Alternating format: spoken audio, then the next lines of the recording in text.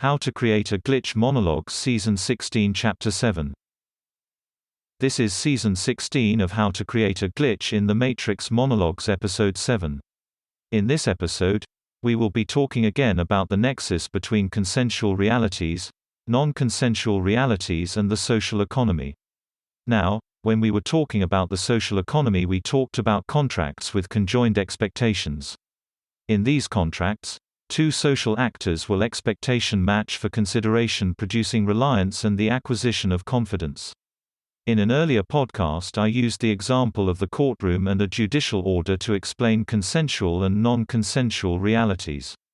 The idea was that the agents of the state, force actors, are only permitted to make orders on consent unless the parties cannot agree. When they do agree, it creates a contract between the parties which is binding through the authority of the state. This means it is enforceable by agents of the state.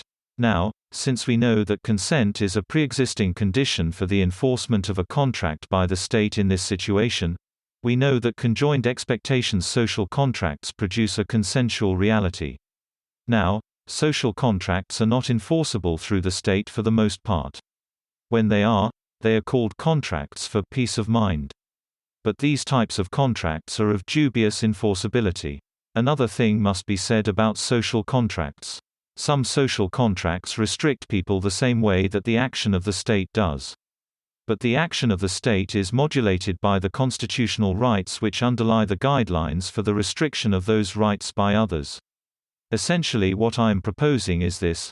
Social contracts which restrict guaranteed government rights should be subject to scrutiny by the courts as arbiters of our consensual and non-consensual realities. It makes no sense for someone who has no legal standing in the state to be able to impose on the freedoms of another with no recourse or remedy. In fact, some social contracts are so one-sided that they should be rendered invalid by the law. In effect, what I am proposing is the need for regulation of the social economy, the creation of an architecture of law, to enable the natural principles outlined in these podcasts to function as they should. This would mean scrutiny by government body of the kinds of illegal social contracts that people compel others to enter into daily. Such regulations would plug the holes left in social exchanges left by the vacuum of any financial gain. Among the inalienable rights conferred by constitutions and charters, are liberty, freedom of association, freedom of assembly. So, for example, it should be possible if someone attempts to contractually restrict you, in a social sense, from associating with certain people, in exchange for some consideration, like for example, seeing your biological child, this would be an illegal social contract. This also tells us that contextual situations like the example given, can be consensual, through the contract, and it is only in the broadening of the state's power to regulate social contracts that the state can intervene to prevent such an unlawful restriction on liberty and freedom of association. The problem, of course, is that constitutional principles don't restrict people, they aren't designed to, they're designed to restrict the power of the state. But there are other forms of court or tribunal such as human rights boards, which do act in the case of corporations or private individuals.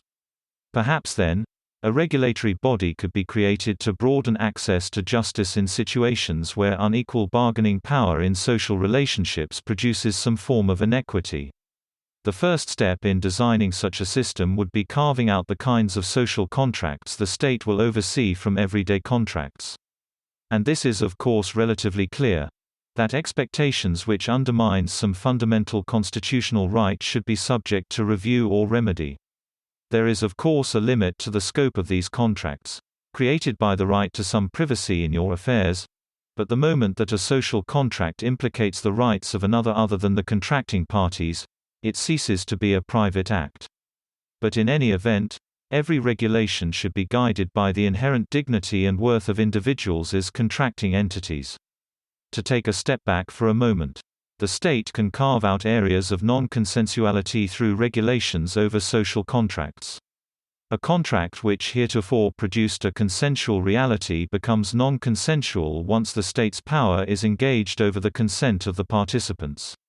Thus, consensual and non-consensual spaces can be carved out through regulation of non-financial areas of social behavior.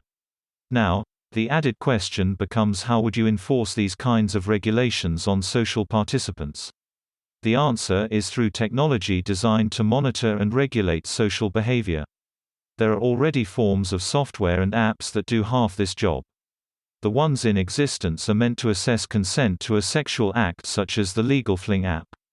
But this only does half the job. Not all social contracts are sexual in nature.